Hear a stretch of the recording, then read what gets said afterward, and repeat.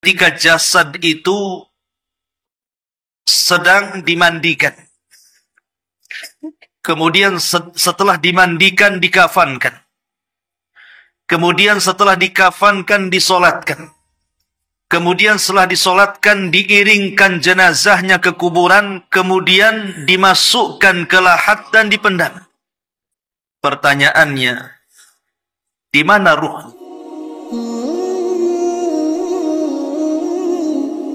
Kita tahu bahwa kiamat itu terbagi menjadi dua.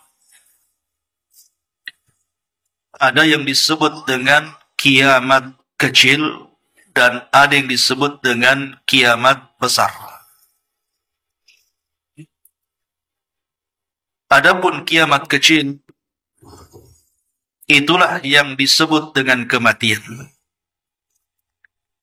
Nabi SAW bersabda, "Idza mata ahadukum faqad qamat qiyamatuh."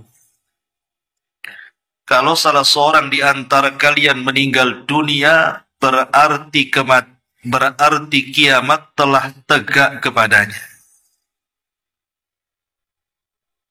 Itulah kiamat kecil. Tapi di sana ada kiamat besar. Itulah yang disebut dengan kehancuran alam semesta. Tapi di antara dua kiamat ini, pertama kiamat kecil yang merupakan kematian, dan yang kedua kiamat besar yang merupakan kehancuran alam semesta, yang jelas-jelas pastinya adalah kiamat kecil. Itu jelas pasti. Karena kiamat besar ini, Nabi SAW tidak menyebutkan kapan terjadinya. Karena harus diawali dengan tanda-tandanya. Dan tanda-tanda menuju kiamat besar itu banyak sekali. Dari tanda-tanda kiamat kecil sampai tanda-tanda kiamat besar. Tapi kalau kiamat kecil merupakan kematian, ini sudah bisa diprediksi. Maksud diprediksi di sini bukan berarti kita tahu kapan kematian kita. Yang dimaksud diprediksi bahwa kita ini dekat dengan kematian karena umur umat Rasul itu tidak panjang. Nabi SAW mengatakan berkisar 60 sampai 70 tahun saja. Kalaupun lewat dari 70 tahun itu sedikit. Artinya di usia 60 sampai 70 tahun itu rata-rata manusia sudah meninggal. Kalaupun masih hidup di atas 70, sekali lagi itu tidak banyak jumlahnya. Dari sini kematian itu sebuah kepastian. Dan kematian itu bukan sesuatu yang bisa diangan-angankan. Kenapa? Karena kematian itu sebuah kepastian. Pasti datang. Lain dengan cita-cita.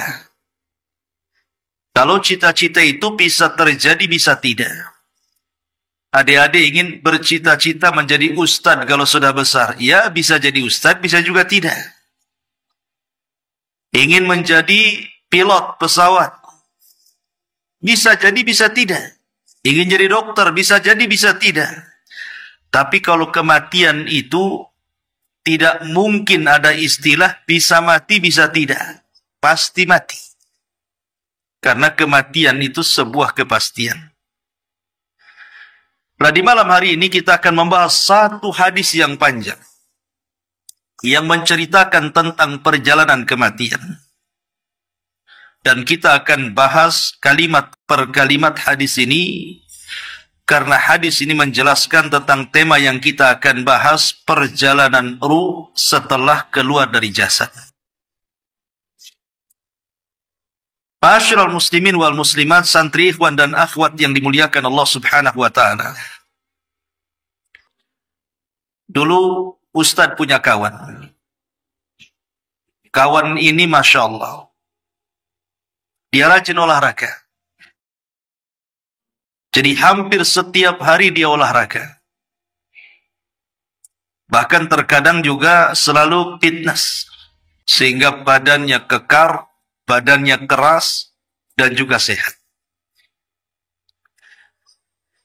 Tetapi qadar Allah, tiba-tiba dia mengalami sakit di kepalanya, kemudian tumbang.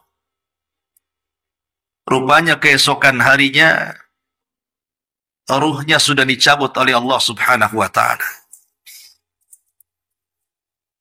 Dari sini kita tahu bahwa nampaknya ada orang yang sehat badannya, kuat juga fisiknya, bahkan boleh jadi jarang sakit dalam kehidupannya. Tapi kalau sudah datang ajalnya, maka tidak ada yang bisa menghentikan malakul maut untuk mencabut ruhnya. Karena kematian itu mendatangi siapa saja. Ada hadis yang panjang namanya hadis Bara ibn Azib radhiyallahu anhu. Hadis Bara ibn Azib radhiyallahu anhu. Hadis ini dikeluarkan oleh Imam Ahmad dan dihasankan oleh Syekh Abdul Muhsin Al-Abbad hafizahullah ta'ala. Di mana hadis ini menjelaskan kepada kita tentang perjalanan ruh.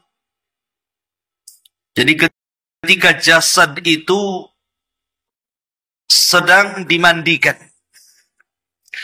kemudian setelah dimandikan dikafankan, kemudian setelah dikafankan disolatkan, kemudian setelah disolatkan diiringkan jenazahnya ke kuburan, kemudian dimasukkan ke lahat dan dipendam. Pertanyaannya, di mana ruh? Itu kan jasad yang sedang dibolak-balikan oleh para pemandi jenazah. Kemana jasad pergi? Ketika kemana ruh itu pergi ketika jasad itu dimandikan, kemudian disolatkan, kemudian dikafankan, kemudian dikuburkan? Ada di mana ruh itu yang lepas dari jasad itu? Inilah pertanyaan yang akan dijawab oleh hadis yang panjang ini. Kemana ruh ketika jasad sibuk difardu kifayahkan? Baik, kita akan bahas hadisnya. Ma'asyiral muslimin wal muslimat, santri ikhwan dan akhwat yang dimuliakan Allah Subhanahu wa Ta'ala. Sahabat Bara bin Azib radhiyallahu anhu berkata, "Kharajna ma'an Nabi sallallahu alaihi wasallam fi janazati rajulin minal Ansar." Kata Bara bin Azib, kami keluar bersama Rasul mengiringi jenazah salah seorang sahabat dari Ansar. Fantahaina ilal qabri. Sampai kami pun sampai menuju tanah kuburan. Walamma yulhadu. Ketika liang lahat sedang digali. Fajalasa Rasulullah sallallahu alaihi wasallam wa jalasna haulahu. Maka Nabi sallallahu alaihi wasallam pun kemudian duduk dan kami pun duduk mengitari Nabi.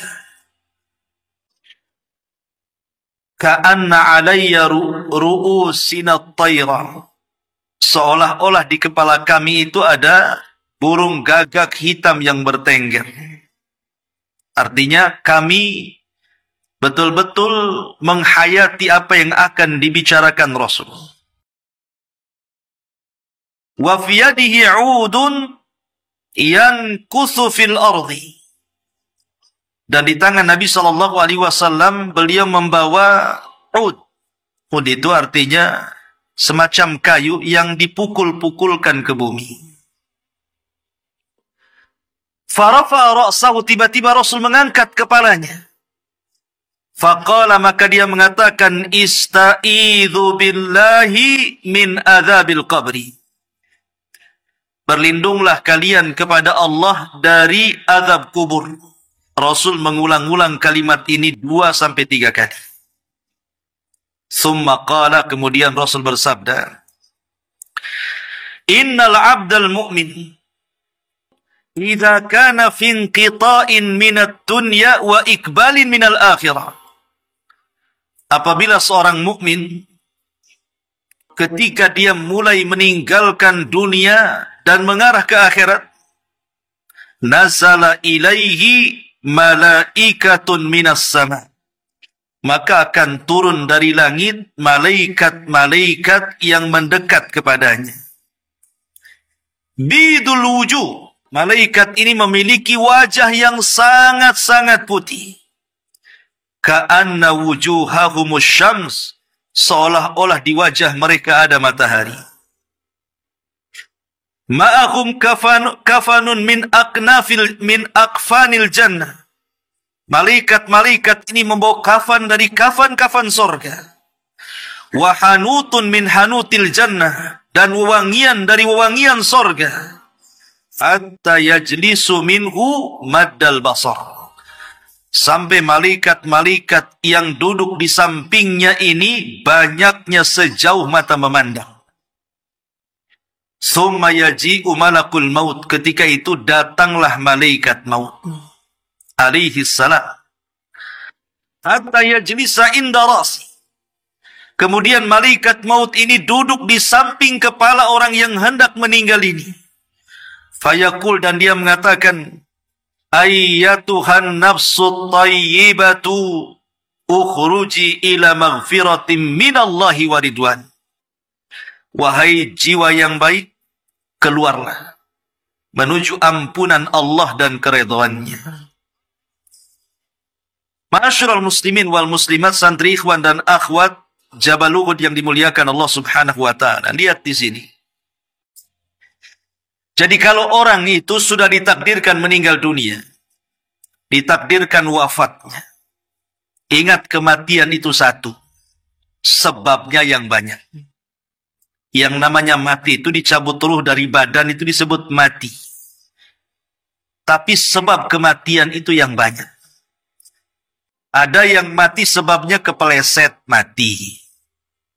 Ada yang mati sebabnya minum racun, bunuh diri, mati. Ada yang mati karena ditusuk. Ada yang mati karena dibunuh. Ada yang mati karena tenggelam. Ada yang mati karena ditabrak. Ada yang mati karena jatuh dari ketinggian. Ada yang mati karena berkelahi, dan begitu seterusnya. Sebab kematian itu banyak. Tapi kematian itu cuma satu. Dicabutnya ruh dari jasad kita. Nah, apabila seseorang itu sudah ditakdirkan kematiannya, maka Allah Subhanahu wa taala akan mengirim para malaikat untuk menjemput ruhnya. Dan di sana Allah Subhanahu wa taala utus malaikat-malaikat yang disebut dalam Al-Qur'an itu rusulul mauti. Utusan-utusan kematian. Tawaffathum rusuluna. Artinya malaikatnya bukan satu tapi banyak. Tapi yang mencabut roh itu cuma satu, malakul maut. Jadi malaikat-malaikat yang mengiringi malakul maut itu diserahi oleh Allah Subhanahu wa taala untuk membawa kain kafan dari sorga, membawa minyak wangi dari sorga.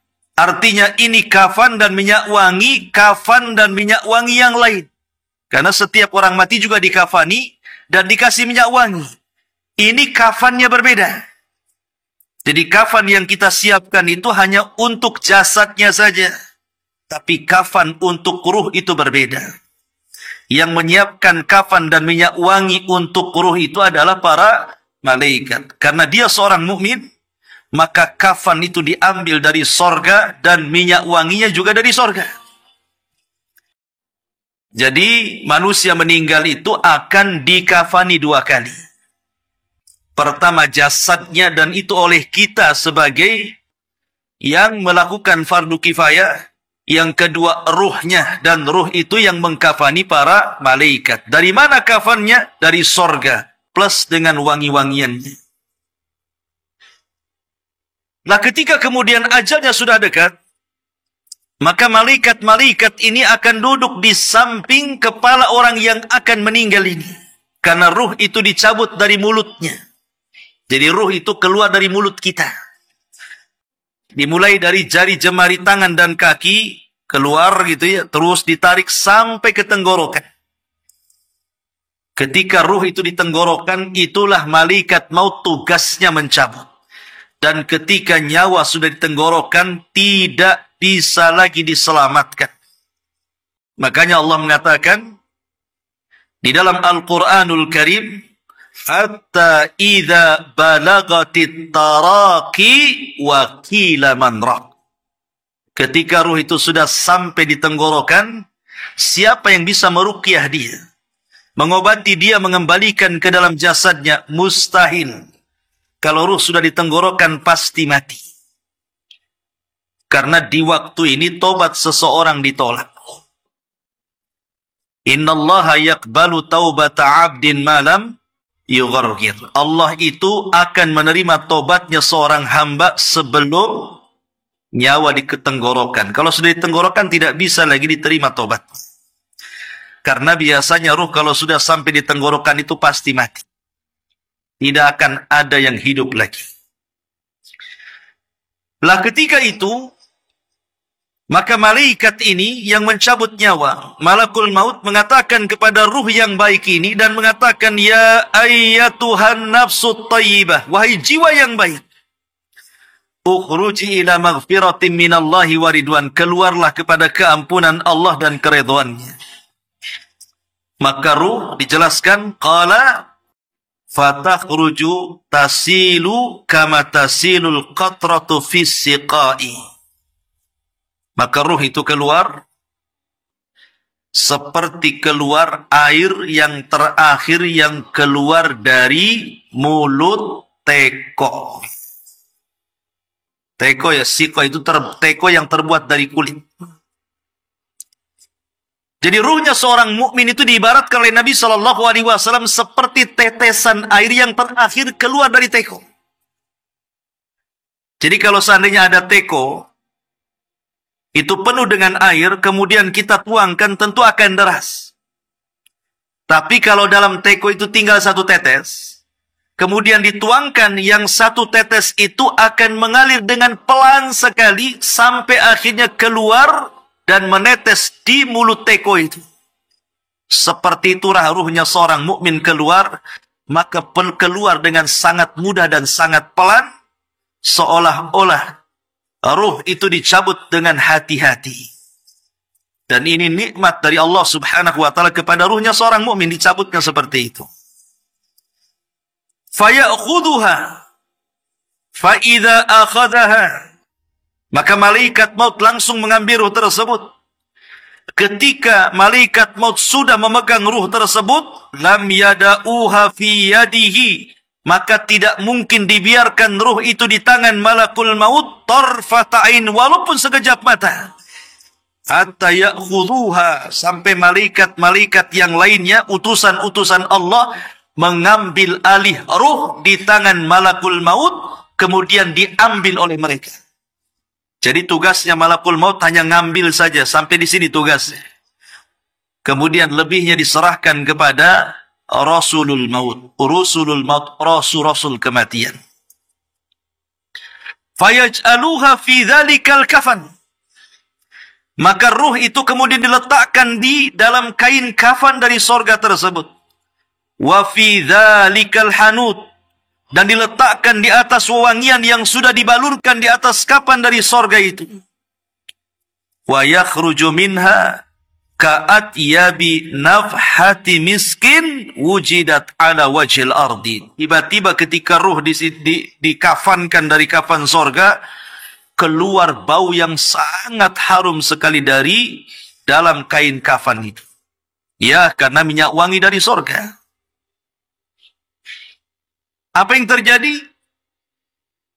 Qala fayas'aduna biha fala yamurruna ya'ni biha ala mala'in minal malaikati illa qalu ma hadar rughut tayyibu fayaqulu fulan ibnu fulan bi ahsani asma'ihi allati kanu yusammunahu biha fid dunya.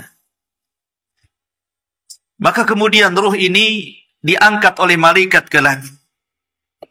Kita tahu bahwa malaikat itu tinggal di langit. Di langit itu tempat para malaikat. Sehingga entah berapa jumlah malaikat yang ada di langit itu kita tidak tahu. Wa ma ya'lamu junuda rabbika illa hu. Tidak ada yang tahu jumlah malaikat kecuali Allah. Lah malaikat-malaikat yang di langit itu ketika ada ruh yang dikafani dari kafan sorga dan diberi wangian dari wangian sorga ini diterbangkan oleh rusulul maut, rasul-rasul kematian ke langit. Maka malaikat-malaikat yang ada di langit itu berpapasan dengan ruh ini. Kemudian mereka bertanya kepada Rasulul Maut itu, ini ruhnya siapa? Kok baunya harum? Baunya semerbak, ini ruhnya siapa? Maka Rasulul Maut mengatakan, ini ruhnya Fulan ibnu Fulan. Maka dia menyebut nama orang ini dengan nama terbaik yang disukai ketika dia hidup di dunia. Apa yang terjadi? Hatta yantahu biha ila sama'id dunya. Sampai ruh ini yang diangkat oleh Rasulul Maut sampailah di langit pertama yang disebut dengan langit dunia. Kita tahu bahwa langit itu berbentuk bangunan dan ada pintunya. Tidak sembarang orang naik ke langit itu. Ada pintunya. Kalau tidak diizinkan naik, maka tidak akan dibukakan pintunya. Makanya kalau kita cerita tentang orang-orang barat yang mengatakan mereka sanggup naik ke bulan. Siapa yang tahu siapa yang pernah naik ke bulan? Nah, siapa namanya? Neil Armstrong. Pernah dengar Neil Armstrong naik ke bulan? Ya. Apakah betul Neil Armstrong itu sampai ke bulan? Ini pertanyaan. Dan bulan itu posisinya di mana? Kalau posisi bulan itu di atas langit, artinya melewati langit, berarti Neil Armstrong harus melewati pintu langit. Kalau melewati pintu langit harus izin ke yang menjaga pintu kan. Seperti ruh yang diangkat ini. Dia izin kepada malaikat penjaga pintu langit. Kemudian setelah diizinkan, kemudian naik ke langit kedua, kemudian minta izin lagi dinaikkan ke langit ketiga dan begitu seterusnya. Kira-kira Neil Armstrong diizinkan nggak tuh? Ya. Apa Neil Armstrong kemudian bicara dengan penjaga malaikat? Assalamualaikum. Waalaikumsalam. Kata malaikat, siapa kamu? Neil Armstrong. Ngapain? Mau ke bulan. Mungkin mustahil Neil Armstrong kafir. Mana bisa dia naik ke bulan? Itu kalau posisi bulan di atas langit. Tapi kalau posisi bulan di bawah langit, ya mungkin. Karena tidak ada pintu di bawah langit.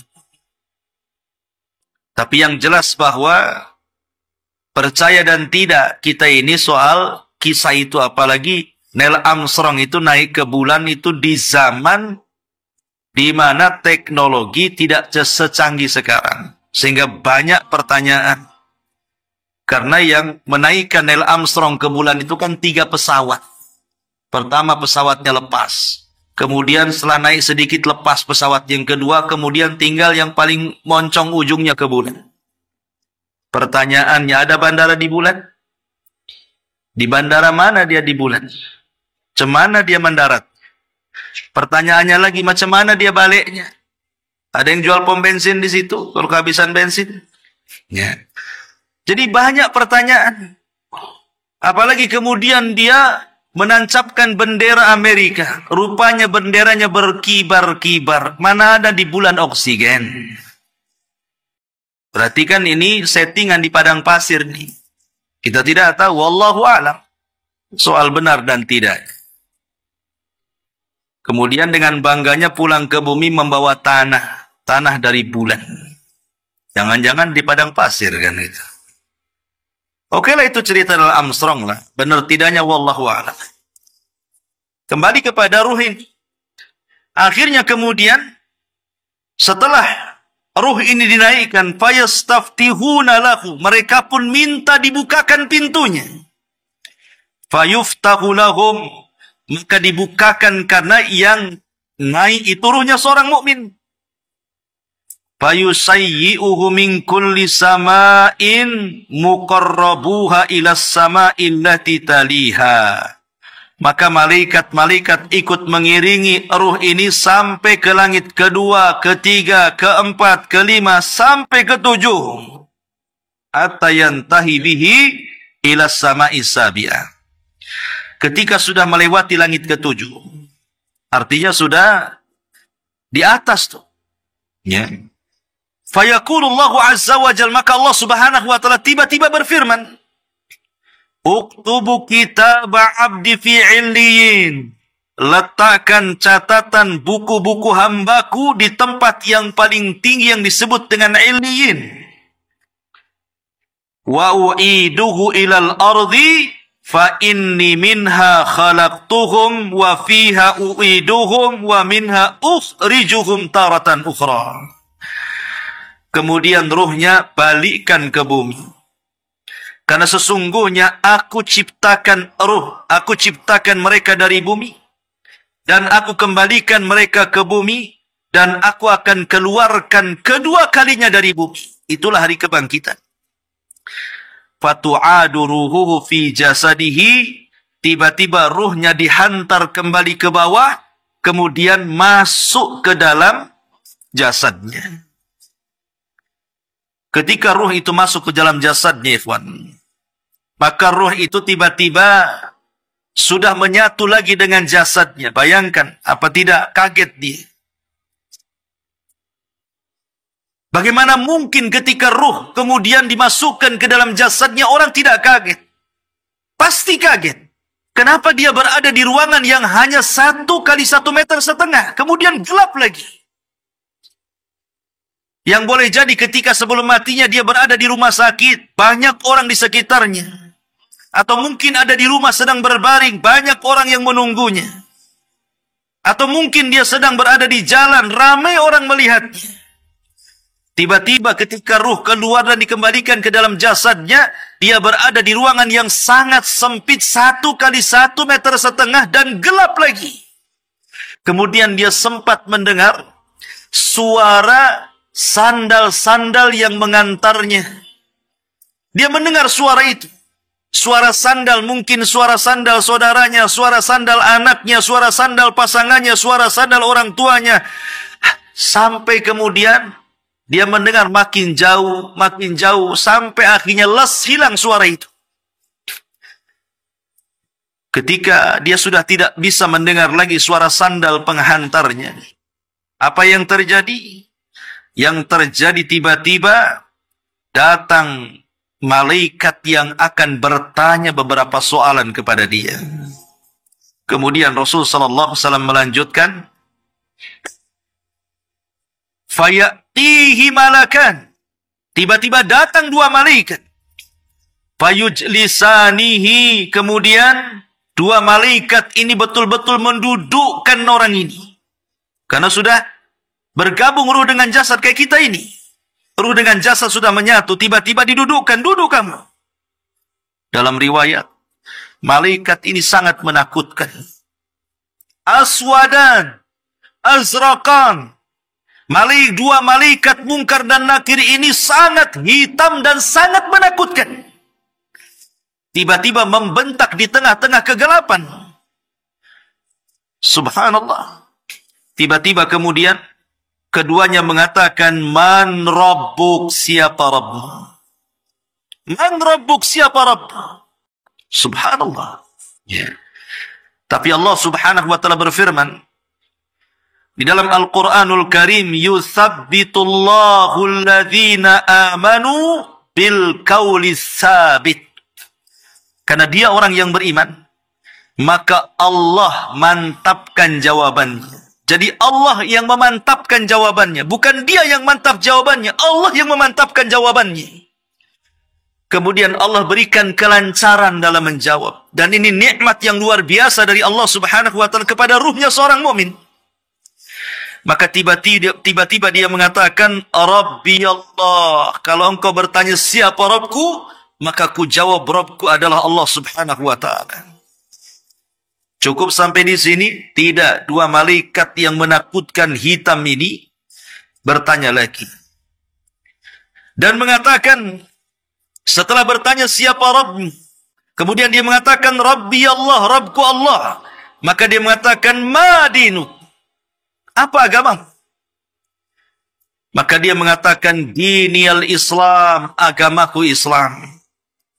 Kemudian malaikat itu bertanya lagi, ma hadzal rajul alladzi bu'itsa fikum, kenal enggak orang yang telah diutus kepadamu siapa? Atau dengan kata lain, siapa nabimu? Fayaqul, maka dia mengatakan, huwa Rasulullah sallallahu alaihi wasallam. Dia adalah utusan Allah, Muhammad sallallahu alaihi wasallam. Kemudian ditanya lagi, wa ma ilmuk, dan apa pengetahuan? Maka dia mengatakan, qara'tu kitab Allah. Aku sudah membaca Al-Quran. Fa'amantu bihi, aku beriman dengan Quran. Wa saddaqtu bihi, aku membenarkan Al-Quran. Ketika semua pertanyaan-pertanyaan itu dijawab dengan lancar, dia sanggup menjawab karena Allah yang menetapkan jawabannya dan Allah memberikan kelancaran dalam menjawab. Apa yang terjadi? Tiba-tiba datang suara dari langit. Jadi Allah subhanahu wa ta'ala mengutus penyeru untuk menyeru. Fayunadi munadin minas sama. Datanglah penyeru dari langit. Apa yang diserukan? Ang sadaqa abdi, hambaku telah benar. Allah subhanahu wa ta'ala mengatakan, hambaku telah benar, dia tidak dusta. Subhanallah. Allah memberikan rekomendasi kepada kita. Dan kalau Allah sudah mentazkiyah, memberikan rekomendasi, kita berada di atas kebenaran, siapa yang bisa mengatakan kita dusta? Al-sadaqa abdi, hambaku telah benar. Kemudian, apa yang terjadi? Fafrisuhu minal jannah, bentangkan permadani dari sorga. Subhanallah, didatangkan permadani dari sorga. Wa albisuhu minal jannah, datangkan pakaian-pakaian dari sorga.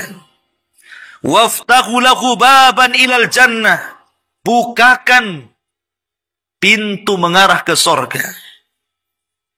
Kemudian apa yang terjadi? Fayatihi min rauhiha watibiha, ketika pintu sorga dibuka dan diarahkan ke kuburannya, tiba-tiba harumnya sorga pun melesat dan masuk ke kuburannya, sehingga kuburannya menjadi harum wangi.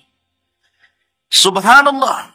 Kemudian wa yufsahu lahu fi qabrihi maddal basar, tiba-tiba setelah itu kuburannya meluas dan meluas, sehingga kuburannya meluas sejauh mata memandang. Sehingga tidak sempit lagi, yang tadinya hanya 1 meter kali 1,5 meter, sekarang Allah luaskan seluas-luasnya sejauh mata memandang. Dalam riwayat Abu Hurairah, diluaskan 70 dhira'an fi 70. 70 hasta kali 70 hasta. 70 hasta kali 70 hasta itu artinya 35 meter kali 30 meter diluaskan kuburannya. Supaya dia tidak pengap lagi. Ruangannya menjadi besar. Supaya dia jadi senang. Ya. Setelah kemudian Allah subhanahu wa ta'ala menghantar banyak nikmat dari surga ke kuburannya. Tiba-tiba wa ya'tihi rajulun hasanul wajhi, hasanul thiyab, tibur rihi. Tiba-tiba ada seseorang muncul. Di mana orang yang muncul ini wajahnya sangat tampan. Kemudian pakaiannya sangat indah. Dan baunya sangat harum. Kemudian mendekati orang itu. Jadi tiba-tiba datang orang. Menemui orang yang ada di kuburan ini. Tiba-tiba orang yang datang yang sangat tampan, yang sangat indah ini menghabar gembirakan dan mengatakan, abshir billadhi yasurruk, berbahagialah dengan berita kebahagiaan yang akan kau terima. Hadza yaumuka alladhi kunta tu'ad, inilah hari yang telah dijanjikan Allah kepadamu. Fayaqulu lahu, maka dikatakan kepadanya, man anta, siapa kamu? Kenapa kamu ini baik sekali? Kenapa baik sekali kamu menemani aku di tengah-tengah kesendirianku dalam kuburan ini? Kenapa? Dan siapa kamu?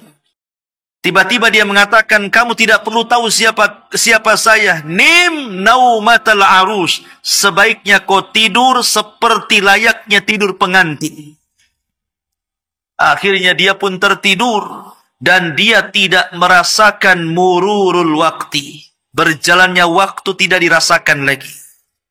Makanya orang tidur tidak sadar kan. Kita tidur siang, tahu-tahu sore bangun. Nggak terasa dari pagi sampai sore itu. Karena kita tidur. Jadi orang-orang yang beriman dalam kubur itu, mereka tidak akan merasakan bimururil waktu, dengan berjalannya waktu.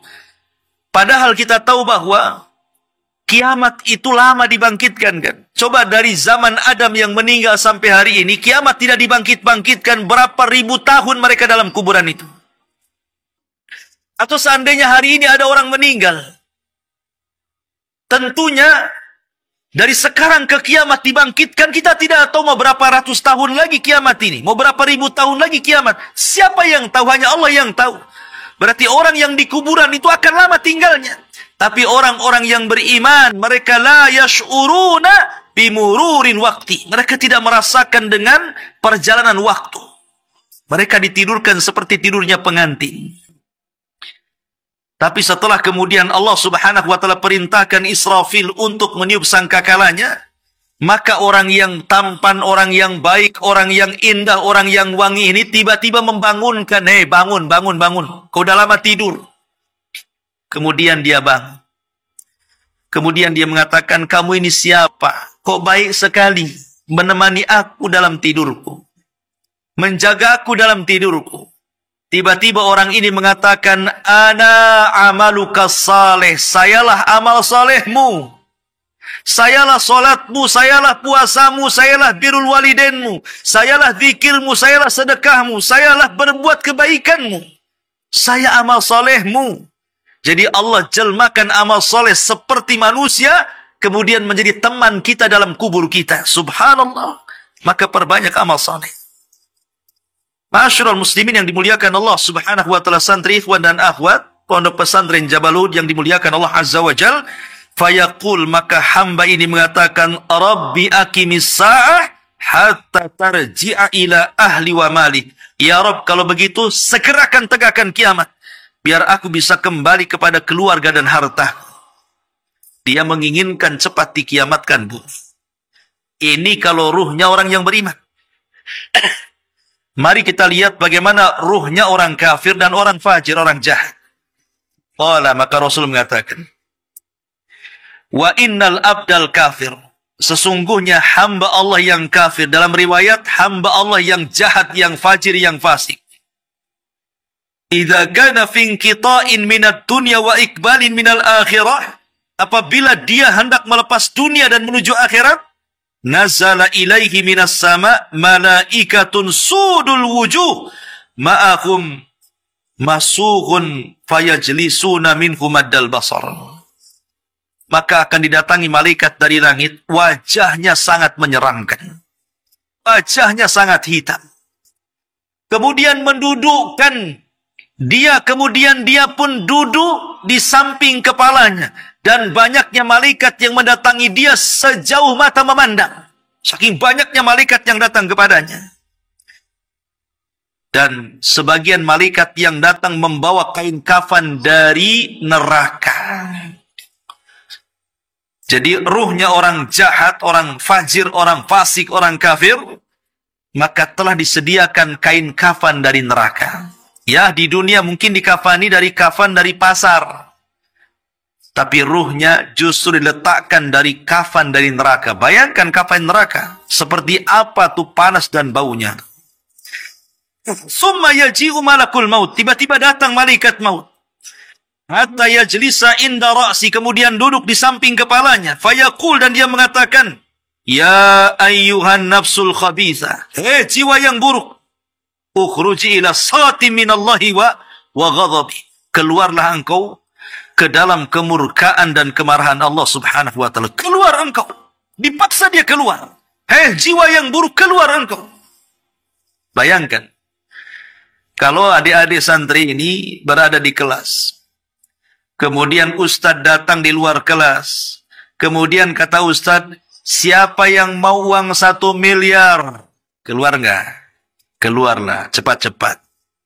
Tapi kalau yang memanggilnya, keluar, saya bunuh kamu. Kira-kira keluar nggak tuh? Ya. Beda panggilan ruhnya orang yang beriman. Panggilan ruhnya orang yang beriman, hei jiwa yang baik, keluar kepada ampunan dan keridhaan Allah. Makanya langsung keluar dengan pelan. Tapi kalau panggilannya, hei ruh yang jahat, hei ruh yang busuk, hei ruh yang jelek, keluar kepada kemarahan dan kemurkaan Allah. Tidak mau keluar ruh itu. Ketika tidak mau keluar inilah apa yang terjadi. Qala fatufarraqu fi jasadihi fayantazi'uha kama yantazi'us safud minas sufil mablun. Maka kemudian malaikat memaksa mencabut ruhnya sehingga meretakkan tulang dan persendiannya seolah-olah cerulit yang dimasukkan ke dalam kain wol. Kemudian disiram dengan air, lengketlah bulu-bulunya, kemudian dicabut dengan paksa sehingga merontokkan seluruh bulu-bulu kain wol itu. Seperti itulah ruhnya orang fajir, orang fasik. Meretakkan persendian tulang-tulangnya karena merasa sakit yang luar biasa. Tidak ada yang tahu rasa sakitnya kecuali Allah subhanahu wa ta'ala.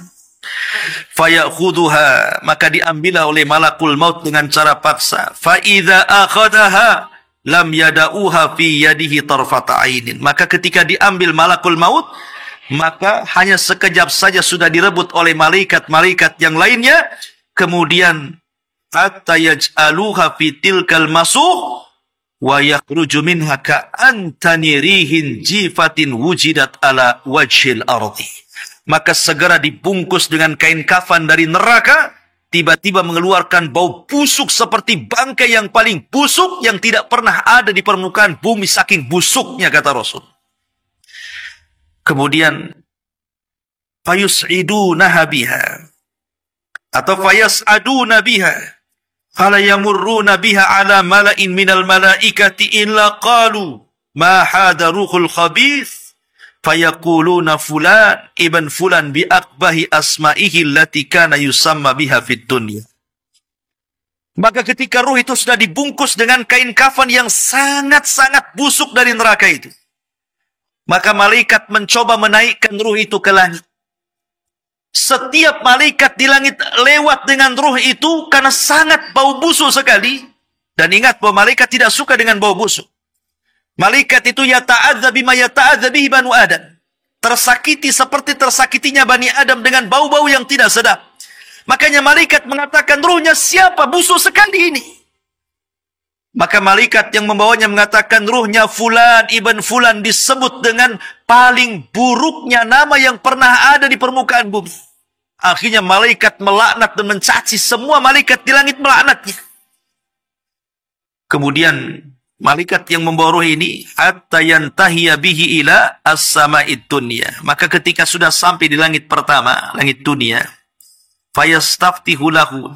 Malaikat yang membawa ruh itu minta izin, tolong bukakan pintu. Tetapi apa yang terjadi? Fala yuftah lahu, sama sekali tidak dibukakan pintunya. Tidak boleh naik ke langit. Di sini kemudian Nabi SAW membacakan ayat Al-Quran.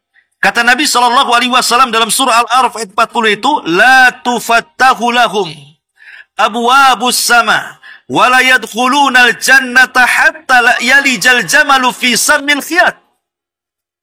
Tidak akan dibukakan untuk mereka pintu-pintu langit, dan mereka tidak akan dimasukkan sorga sampai ada cerita unta masuk ke liang jarum, kata Allah subhanahu wa ta'ala.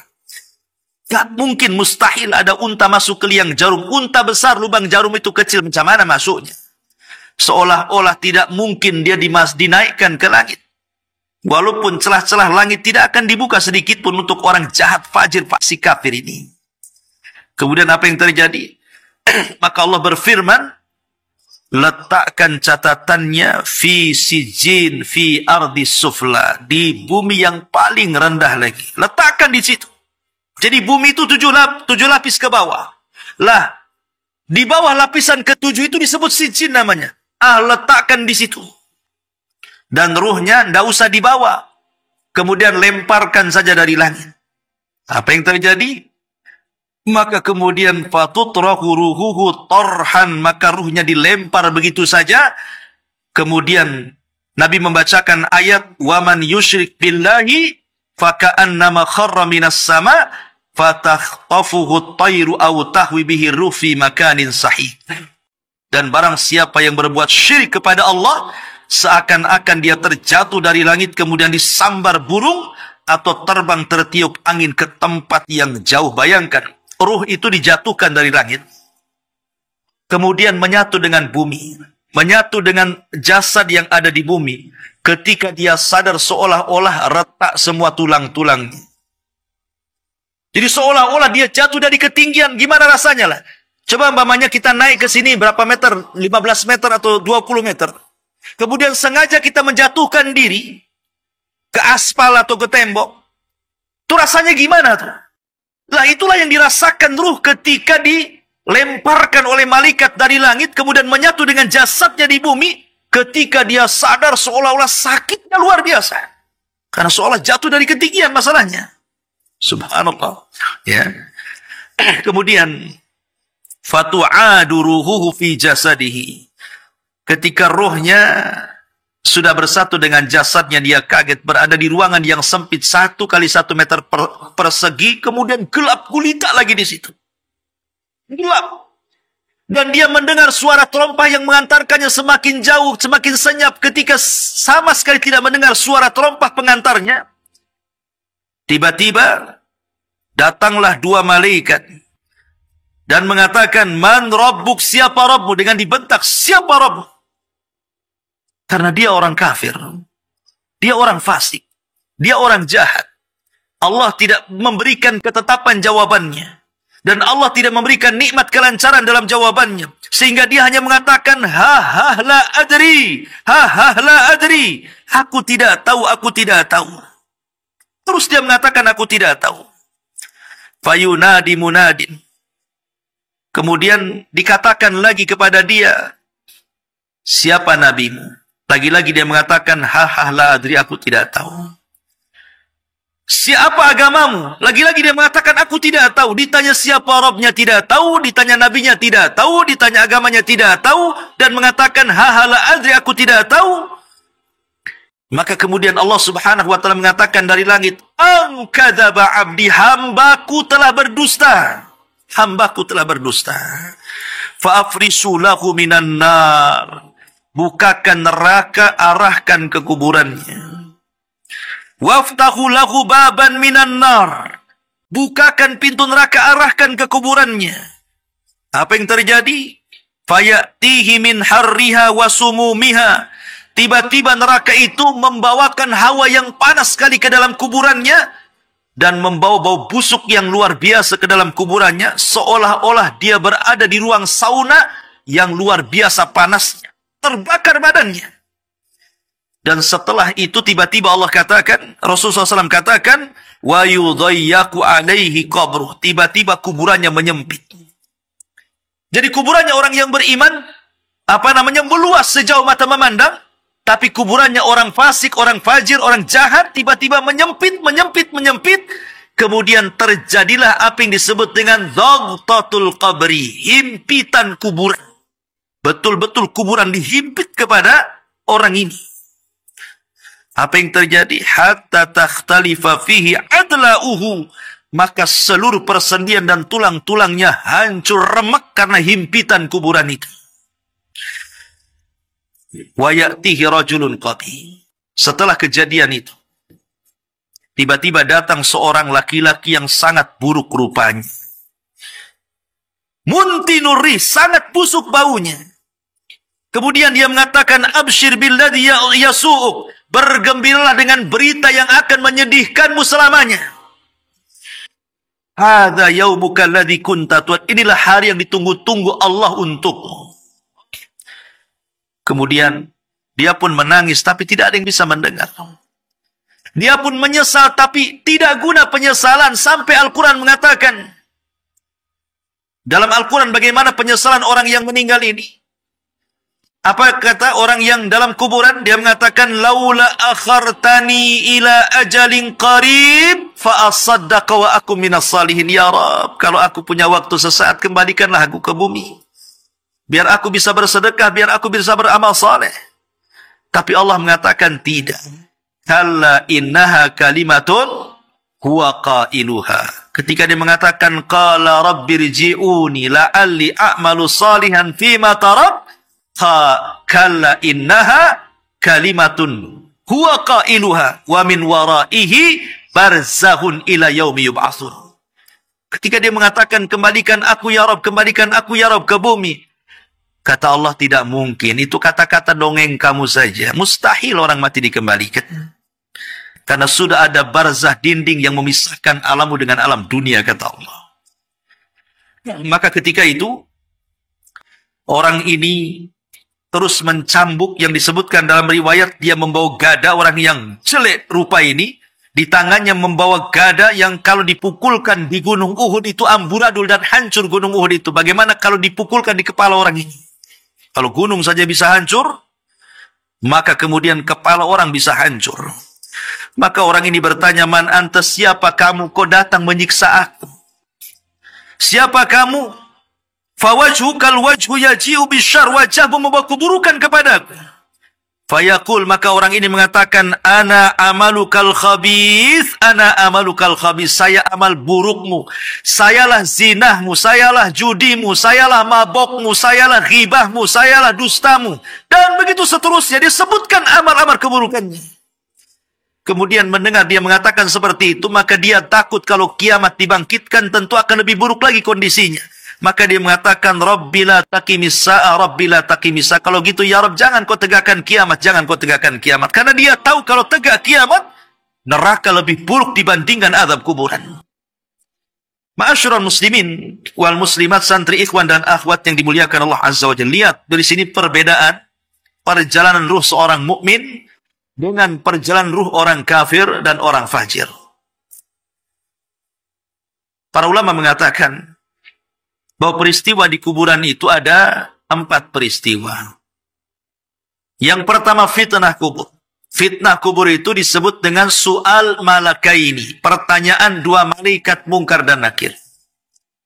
Setelah fitnah kubur terjadi namanya dhaghtatul qabri, himpitan kubur. Dan himpitan kubur ini semua akan merasakannya, tidak mukmin, tidak kafir, tidak bayi, tidak orang dewasa, tidak laki-laki, tidak perempuan. Semua akan merasakan himpitan kubur. Makanya ketika kematian Sa'ad ibn Mu'ad, pemimpin Aus, pemimpin Ansar, Rasul mengatakan saat kematiannya, arsy Allah bergegar karena kematian Sa'ad. Kemudian 70.000 malaikat turun mengiringi jenazahnya. Kemudian kata Rasul, kalau ada orang yang selamat dari himpitan kubur, maka Sa'adlah orangnya. Tapi Sa'ad tidak selamat dengan himpitan juga. Sampai ada bayi yang belum punya dosa, dikuburkan, dan Rasul mengatakan, lau naja la naja hadas sabi. Kalau seseorang itu selamat dari himpitan, yang harusnya selamat, bayi inilah yang selamat. Tapi si bayi juga tidak selamat. Jadi tidak ada yang selamat dari himpitan kuburan. Kalau fitnah kubur, pertanyaan 2 malaikat, ada orang-orang yang tidak terkena pertanyaan. Ada macam-macam orang itu karena amalannya dia tidak difitnah kubur. Tetapi kalau himpitan kubur semua kena. Lalu kalau memang semua kena, apa bedanya mukmin dengan kafir? Al-Hafidz Ibnu Hajar mengatakan bahwa perbedaan himpitan Allah menghimpit orang-orang yang beriman dengan orang kafir dalam kuburannya itu, kalau himpitan orang kafir memang betul-betul akan meretakkan semua tulangnya, meretakkan semua persendiannya. Dia akan menjerit di mana seluruh binatang mendengarnya, kecuali tsaqalaini, manusia dan jin, tidak mendengarnya karena jeritan kesakitannya. Tapi orang yang beriman ketika dihimpit, atau bayi ketika dihimpit, maka itu ibarat seorang ibu yang sedang memeluk bayinya. Karena kita berasal dari tanah dan akan kembali ke tanah dan akan dikeluarkan dari tanah. Jadi seolah-olah tanah itu ibu kita. Jadi orang yang beriman seolah-olah kembali kepada ibunya. Ketika dihimpit, maka seolah-olah seorang ibu yang menghimpit bayinya. Kan tidak mungkin seorang ibu menghimpit bayinya, kemudian bayi kesakitan, kan? Pasti dia akan hati-hati. Itulah bedanya himpitan orang yang beriman dengan himpitan orang-orang kafir. Baru setelah itu ada dua peristiwa. Pertama azab kubur. Yang kedua nikmat kubur. Ya. Bisa masuk kepada azab kubur, bisa masuk ke nikmat kubur. Kalau azab kubur tentu maksudnya lubang yang menuju arah neraka, tapi kalau nikmat kubur adalah raudun